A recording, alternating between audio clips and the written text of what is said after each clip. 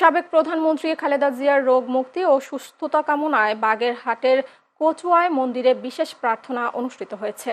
শনিবার বাংলাদেশ হিন্দু বৌদ্ধ খ্রিস্টান কল্যাণ ফ্রন্ট কচুয়া উপজেলা শাখার আয়োজনে শানপুকুরিয়া সর্বজনীন রাধা মাধব মন্দিরে এই বিশেষ প্রার্থনা অনুষ্ঠিত হয়। এদিকে বিএনপি চেয়ারপারসন ও সাবেক প্রধানমন্ত্রী খালেদা জিয়ার দ্রুত সুস্থতা কামনায় বগুড়ায় দোয়া মাহফিল অনুষ্ঠিত হয়েছে। শনিবার পৌরসভার ৪ নম্বর ওয়ার্ডের কামারগাড়ি এলাকায় এই দোয়ার আয়োজন করা হয়। এ সময় জেলা যুবদলের সাবেক সাংগঠনিক সম্পাদক ফারুকুল ইসলাম ফারুক সহ অনেকেই উপস্থিত ছিলেন। এছাড়া সাবেক প্রধানমন্ত্রী খালেদা জিয়ার দীর্ঘায়ু ও সুস্থতা কামনায় দেশবাসীর কাছে দোয়া চেয়ে মোনাজাত করেছেন বিএনপির চেয়ারপারসনের উপদেষ্টা ব্যারিস্টার এম মাহবুব উদ্দিন খোকন। শনিবার বিকেলে সোনাইমুড়ি উপজেলার রশিদপুর প্রাথমিক বিদ্যালয় মাঠে দোয়ার আয়োজন করা হয়।